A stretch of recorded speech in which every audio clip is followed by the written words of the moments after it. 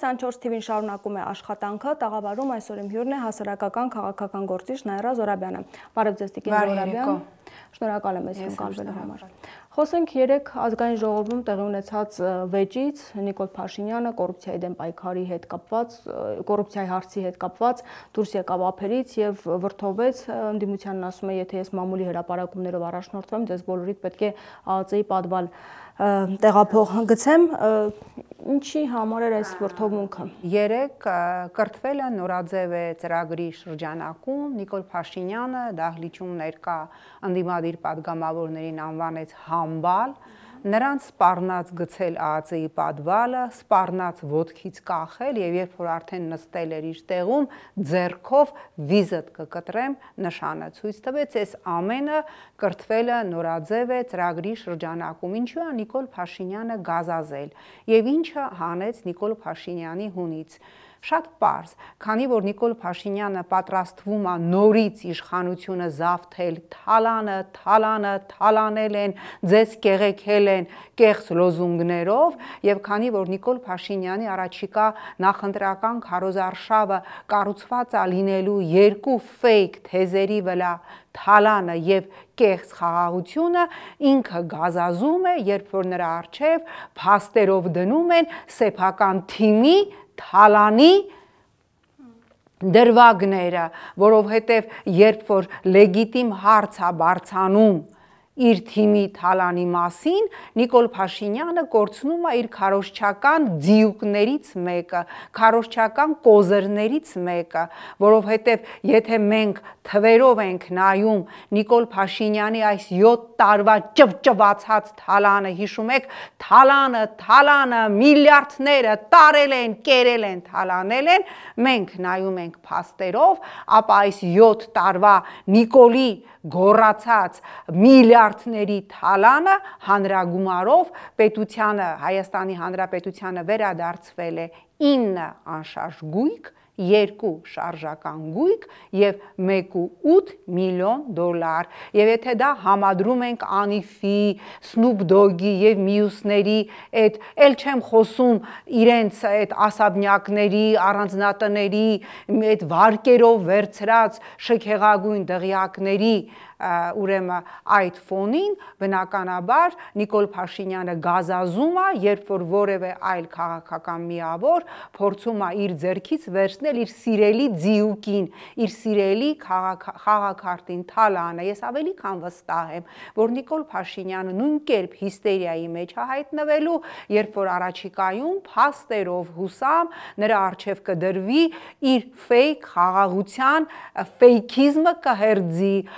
որովհետև նա պատրաստվում է իշխանությունը զավթել, ինչպես ասեցի, թալանը եւ խաղաղությունը կեղծ օրակարգերով, եւ երբ որ հանրությանը, իսկ ես վստահ եմ, որ մենք դա անելու ենք կետ առ կետ, տերև առ տերև կբացատրվի, որ քանի Նիկոլ Փաշինյանը կա պատերազմը ուղղակիորեն անխուսափելի է, կբացատրվի, որ Նիկոլ Փաշինյանը այն ղեկավարն է, որը 7 տարվա մեջ 4 արյունահեղ պատերազմ է բերել եւ նրա մնալը իշխանության ամեն օր սպառնում է նոր պատերազմով, Նիկոլ Փաշինյանի նախընտրական քարոզարշավի 2 խոշորագույն կտերը, 2 խոշորագույն պոպկորները ուղղակիորեն կոչնչանան։ Բայց երեք ամեն դեպքում նա ասում էր, որ չի կարող լինել մեկը կոռուպցիայի մեջ եւ դա իր թիմից լինի եւ անվտանգության խորհրդի քարտուղարը ամեն ամիս, նույնիսկ ամիսը մի քանի անգամ իրեն ուղարկում է տեղեկություններ մամուլի մասին, որը վերաբերում է հենց կոռուպցիային եւ ասում է սա ազգային անվտանգության հարց է, դրա համար էլ անվտանգության խորհրդի քարտուղարն է։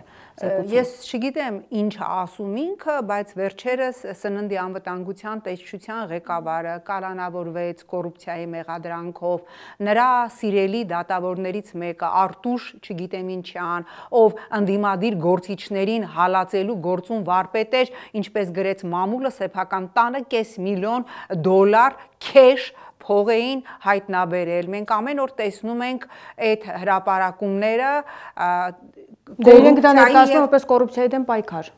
Այդ գիտես ինչ է նշանակում ներկայացնում որպես կոռուպցիայի դեմ, իր թիմի անդամները չեն կոռուպցիոներները։ իր թիմի անդամներն են կոռուպցիոներները, բացահայտում են այն ճակերտավոր, ինչը իրանց հարմար է, չեն բացահայտում այն, ինչը իրանց հարմար չի։ Դուք հասկանում եք, ազգային ժողովում, երկրի բարձրագույն խորհրդարանական երկրի բարձրագույն ամբիոնում,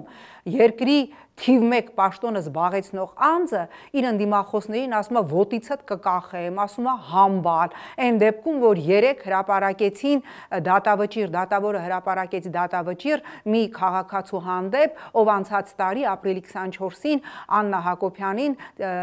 ցեղասպանության հուշահամալիրի մոտ անվանել էր հողատու, այդ մարդու վրա դրեցին 375,000 դրամի տուգանք, 3 չի առաջի օրը դատախազություն, այնուհետև քննչական կոմիտե են տարել 30-ամյա մի կնոջ 2 անչափահաս երեխաների մոր, ով ընդամենը իր Facebook-յան էջում գրառում է արել, ասելով, որ հող հանձնողի, հողատուի ձեռքը պիտի կտրել։ Հասկանում եք, այս ֆոնին գրառման համար 30-ամյա կնոջը տանում են եւ քնչականում հերախոսն են արգրավում, սկսում են տարատեսակ հարցախեղ տանել, այն դեպքում, երբ որ Նիկոլ Փաշինյանը, երկրի ղեկավարը, ղեկավարի պաշտոն զբաղեցնող անձը, այսպես հա վիզդ կկտրեմ շարժումն է ցույց տալիս եւ իր քաղաքական օպոնենտներին անվանում է համբալ։ Նիկոլ, կնոջդ ասա, որ քո դեպքում կրթվելը ոչ թե նորաձև է, այլ քո դեպքում կրթվելը պարտադիր է։ Խոսենք նաև նոր Նորքի թաղապետարանում տեղի ունեցածից, մեղադրանքներ առաջադրվել է, բայց ամեն դեպքում քաղաքական պատասխանատվության նա չի ենթարկում եւ շարունակում է պաշտոնավարել։ Նիկոլ Փաշինյանը երեկ ասում էր, որ դա իր գործը չի, դա իրեն չի վերաբերում։ Ալեն Սիմոնյանը դրանից մի քանի օր առաջ ասաց, որ գնդակը դաշտում է Հանրապետություն կուսակցության, այսինքն իրենք պետք է որոշում կայացնեն։ Ինչ է սա նշանակում։ Գիտեք, այս նույն տրամաբանությամբ, ասենք Հանրապետություն կուսակցության, որը կոալիցիայի մեջ է քաղաքային իշխանության մասով Նիկոլ Փաշինյանի հետ, որևէ անդամ կարող է մարդ սպանի, Նիկոլ Փաշինյանը կարող է նորից զարմանա, ասի ես դրա մասին տեղյակ չեմ։ Ինքը մամուլից լավ տեղյակ է, թե մամուլը ում մասին է գրում ռսի շպիոն, բայց վիդիտիլի ինքը տեղյակ չի, որ Նորքի թաղապետը տաբրով քացիներով ակտիվիստացեցել նրա համար կրկին կոռուպցիոն կասկածանքների համար, երբ որ մի մանկապարտեզի վերանորոգման վրա հսկայական գումարներ են ծախսվել, այդ մանկապարտեզն էլ վերանորոգված աչքի առաջ քանդվում է։ Հասկանում եք, սա աբսուրդ է։ Այս իրա մանիպուլյացիաները, այս իրա ինչ է նշանակում գնդակը Հանրապետություն կուսակցության դաշտում է։ Այսինքն մեր երկրում իրավապահ համակարգ չկա, որ քացիներով, ուղիղ եթերով ծեծի համար մարդու հանդեպ քրեական գործ հարուցեն, Հանրապետություն կուսակցությունը պետք է որոշի իր կուսակցին պատժեն թե չէ, եւ աբսուրդը հասել է այնտեղ, որ հմեկի եթերում այդ կուսակցության ներկայացուցիչ մի հատ կին Երևանի ավականի դա ներկայացնում է ուղիղ եթերում ծեծը ներկայացնում է որպես ժողովրդավարության հաղթանակ, ասում է այդ տարբերություն նախկինների, մենք ոչ թե դալաններում ենք ծեծում, այլ ուղիղ եթերում, հրապարակային, բրավո, ու այդ ռոժով էլ, այդ տգիտության մակարդակով էլ հավակնություններ ունեք եվրոպական արժեքներ կրող կուսակցություն դառնալ, այսինքն ուղիղ եթերում մարդ սպանեք, դա ժողովրդավարություն է, որտեղ դուք դա թաքուն չեք անում, պադյեստներում, դալաններում չեք անում, այլ անում եք իտես հանրության, իտես ուղիղ եթերի։ Սա խայտառակություն է, սա խայտառակություն է։ Բայց ինչով է կաշկանդված Փաշինյանը, ինչու չեն ուզում նրան պաշտոնանկանել, ինչ խնդիր է, չեն ուզում նեղացնել Հանրապետություն կուսակցությանը, մտածելով, որ ընտրություններ են առաջիկայում եւ պետք է աջակցեն։ Իհարկե, Նիկոլ Փաշինյանը այնքան հիմա ողբերգական վիճակում է, այնքան ծայրահեղ վիճակում է, որ ինքը չի կարող իր որևէ սատելիտի, որովհետեւ եթե անգամ նույն Գելափի հարցումները վերցնենք, 11.5% գործող իշխանության համար դա կատաստրոֆիկ, դա կործանարար վարկանիշ է եւ բնականաբար Նիկոլ Փաշինյանին օդի եւ ջրի պես անհրաժեշտ է անգամ 0.1, 0.2, 0.3, այդ որ այդ սատելիտներին ինքը մտածում է 0 քանի տոկոսանոց այդ սատելիտներին, այդ իր գրպանային կուսակցություններին ինքը մտածում է այս առաջիկա, հա, որտեղ ինքը ըստեյության դուրս է եկել չհայտարարված քարոզարշավի։ Մենք տեսնում ենք էլի նույն անատամ պարավներին, ում շպրտում են Նիկոլի վրա պաչելու համար, մենք տեսնում ենք էլի նույն նողկալի զազրելի սցենարները, սիրում եմ ձեզ, ամեն ինչ անելու ենք թալանը, Նիկոլը դուրս է եկել քարոզարշավի եւ բնականաբար Նիկոլ Փաշինյանին օդի եւ ջրի պես հաշվի առնելով իր սատկած վարկանիշը անհրաժեշտ են այդ 0+1, 0+2% կուսակցությունները եւ բնականաբար ինքը չի կարող այս պահին պաշտոնանկ անել Հանրապետություն կուսակցության քացիներով ուղիղ եթերում մարդ ծեծող թաղապետին, ով ընդամենը ներողություն խնդրեց, դե շնորհակալ ենք, կարա գնաք ուղիղ եթերում մարդ սպանեք, հետո ասեք ներողություն եւ դրանով ներողություն են խնդրել, մեղադրանք է առաջադրել, ինչ եք ուզում, բայց նա արդյոք պետք է շարունակի պաշտոնավարել։ Նա մի ժամ, մի րոպե անգամ չի պիտի պաշտոնավարել քացիներով, սուսերով բարից հետո։ Իդեպ երբ ազգային ժողովում նման վեճ եղավ, անմիջապես նամակագրություններ հաջորդեցին, SMS-ով Փաշինյանն ասում էր մանդատները դրեք, գնացեք նաև ավելի բարձրաստիճան պաշտոնյաներին, բայց այս դեպքում փաստորեն Փաշինյանը Քյարամյանին պաշտոնանկարեցին, ընդամենը հիշում եք Հովիկ Աղազարյանի հետ, ինչ որ տենց նաև սիմվոլիկաներով, ձեռքի նշաններով, ինչ որ ոչ նորմատիվ սիմվոլիկաներով լեզվակռվի համար։ Իսկ այս դեպքում այնպես որ եկեք Փաշինյանի ասածները լուրջ չընդունենք, հասկանում եք, ինքը ասում է այն, ինչ այդ պահին գտնում է նպատակահարմար։ 3 րոպե հետո կարող է ասել ուղիղ դրա հակառակը։ Խոսենք նաև մեկ այլ գործընթացից, որ ազգային ժողովում է ծավալվել Նիկոլ Փաշինյանին անվստահություն հայտնելու։ Երեկ Աղվան Վարդանյանը հայ-նախմբակցության падգամավոր նշեց, որ Ռոբերտ Քոչյանը լուրջ չի ընդունում այս գործընթացը եւ լուրջ գործընթացների ավելի պատրաստվում փողոցային պայքարի, արտահերթ կամ հերթական ընտրությունների։ Ամեն դեպքում որքանով է իրատեսական այս գործընթացը, որովհետև հասկանալի է, որ քաղաքացիական պայմանագրից չեն ցանկանում միանալ, իրենք այդպես հրապարակավել այդ մասին խոսում են։ Եվ ինչու լուրջ չէ։ Իմպիչմենտի գործընթացին առաջինը չի ցանկանում միանալ ամենամեծ ընդդիմադիր խմբակցությունը, եւ երբ որ իրենք ասում են, իրենց ներկայացուցիչները լուրջ չի այս իմպիչմենտի գործընթացը, ես ուզում եմ հասկանալ, խորհրդարանական երկրում ավելի լուրջ գործի, քան իմպիչմենտի գործընթացն է, որն է, ինչ է նշանակում ՔՊ-ականները չեն միանալու, դուք սոցիոլոգիական ապրոս եք արել, զանգ ընկերոջն եք արել, որ այդքան վստահ եք, որ երկրում ժամերի, օրերի, շաբաթների ընթացքում չի կարող ստեղծվել այնպիսի իրավիճակ, որ ՔՊ-ականները իրար հերթ չտալով, իրար տրորելով են գալու եւ միանան իմպիչմենտի գործընթացին։ Ինձ զարմացնում է Հայաստան դաշինքի այս կատաղի դիմադրությունը իմպիչմենտի գործընթացին, նույնիսկ եթե գործընթացը տապալվի, ինչպես տապալվել է հայրենիքի փրկության շարժումը, դիմադրության շարժումը, ինչպես հաջողություն չի ունեցել Քարյակի այնտեղ Թևանյան, չգիտեմ, Չալաբյան, Վազգեն Մանուկյան, անունը չեմ հիշում, ինչ որ շարժումը, ինչպես հաջողությունը ըստ էության առ այս պահը չի արձանագրել սրբազան շարժումը, թող մի հատ էլ շարժում, եթե գտնում եք, որ դա հաջողություն չի ունենալու, բայց ինչու ասում են մտնել մի գործընթացի մեջ, որը հաջողության չի ունենալու։ Իսկ իրանք ինչ գիտեն 18 թվականի մայիսի 1-ին որս կարող էինք 100%-ով երաշխավորել, որ 7 օր հետո մայիսի 8-ին ազգային ժողովում բռնության պրեսինգի տակ Նիկոլ Փաշինյանը ընտրվելու է վարչապետ։ Մայիսի 1-ին որս կարող էր վստահաբար ասել, ով էր այդ Նոստրադամուսը կամ այդ քաղաքական գուրուն, որ կասեր, որ այսօր չի անցել մայիսի 1-ին, բայց հավատացեք 7 օր հետո անցնելու է, որևէ մեկը այսօր չի կարող ասել, թե այս խտացված, այս զսպանակված ատելությունը, դժգոհությունը, որ կա այս իշխանության հանդեպ, ճիշտ գծագրված ճանապարհային քարտեզով առաջնորդվող ընդդիմադիր առաջնորդության դեպքում ժամերի ընթացքում ինչի կվերածվի, վստահեցնում եմ ձեզ, կարող է ընդամենը մեր եթերի ավարտից հետո նենց մի հատ թրիգեր լինի, նենց մի հատ իրավիճակ փոխվի երկրում, որ ՔՊ-ականները իրար լոնքած, իրար լոնք տալով գան եւ իրանք առաջինը ստորագրեն Նիկոլի իմպիչմենտին, ուստի Հայաստան դաշինքի հիմնավորումները ինձ մոտ լրջագույն կասկածներ են առաջացնում, որ մարդիկ պարզապես խելոք, հանգիստ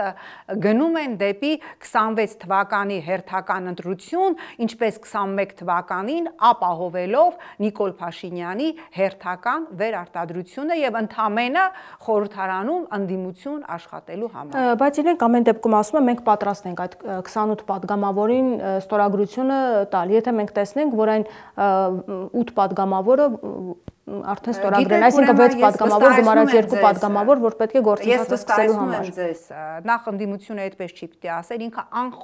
անխոս լրելային 28 падգամավորի ստորագրություն պիտի տար եւ ամեն ինչ պիտի աներ աշխատելու ԿՊ-ականների հետ։ Եթե նախաձեռնողները բերեն այդ 8 ստորագրությունը տան Հայաստան դաշինքին, վստահեցնում եմ ձեզ, չի բացառվում, որ առաջինը ինքը Նիկոլ Փաշինյանը չսպասելով ընթացքին հրաժարական ներկայացնի։ Ուստի երբ որ ընդդիմությունը դնում է պայմաններ, բերեք ԿՊ-ականների ստորագրություն, փողոցում ապահովեք այսքան մասսա, գնացեք այս արեք, գնացեք այն արեք, մի հատ ձեր մազերը պերեկից դրեք, մի հատ էլ բեղ դրեք, մի հատ էլ ձեր ականջողերը կախեք, ականջողերից մեկը պետք է լինի կանաչ, մեկը պետք է լինի կապույտ, հետո մենք կմիանանք, այս կներեք այս բարի համար կրուտիտները ինձ տալիս են իրավունք եզրակացնելու, որ ամենամեծ խորհրդարանական խմբակցությունը բացարձակապես այլ օրակարգ ունի եւ այդ օրակարգը 26 թվականին հերթական անգամ Նիկոլ Փաշինյանի հետ ընտրության գնալն է եւ որն է երաշխիքը,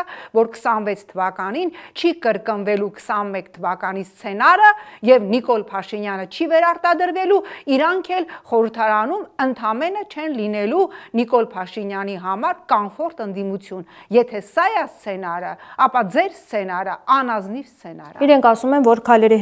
հաջորդականությունը պետք է համաձայնեցվեր իրենց հետ, իրենք դեմ չեն այդ գործընթացին, բայց ըստ էության պետք է փողոցային պայքարը ծավալվեր, նոր դրան հաջորդեր այս գործընթացը։ Ժողովուրդն էլ ասում է, ես ուրեմն կարծում եմ, որ այստեղ առաջինը պիտի լսել ժողովրդի ձայնը, ժողովուրդն էլ ասում է, դուք մի հատ ձեր ստորագրությունը դրեք, քանի անգամ մենք հավատացել ենք ձեզ, դուրս ենք եկել փողոց եւ խաբվել ենք, հիմա process-ը պիտի սկսի խորհրդարանական ընդդիմությունը, ժողովուրդը պիտի տեսնի վճռական ընդդիմություն, ով ընդամենը անում է իր գործը, ստորագրում է Նիկոլ Փաշինյանի իմպիչմենտի տեքստի տակ, եթե այս կրուտիտների պատճառը այն է, որ չկա համաձայնեցված թեկնածու, ապա ես կարծում եմ նախաձեռնողները ճիշտ կանեն, առաջադրեն առաջիկայում թեկնածու եւ սկսեն կոնկրետ թեկնածուի հետ քննարկումները։ Այսինքն այս պատիվ ունեմը թեկնածու առաջադրի։ Կարող է պատիվ ունեմը չառաջադրի։ Իրենք ասեցին մենք չենք առաջադրում, թող Հայաստան դաշինքը առաջադրի։ Ուրեմն թող նախաձեռնողները Նարեկ Մալյանը եւ Էդգար Ղազարյանը առաջադրեն։ Ես հիմա կարամ հենց հիմա ոտի վրա 3 վարչապետի թեկնածուի անուն տամ։ Գառնիկ Դանիլյան, օրինակ Էդգար Ղազարյան, օրինակ Արման Թաթոյան։ Դրեք, առաջադրեք նախաձեռնողները, ես նախաձեռնողների տեղը լինեի,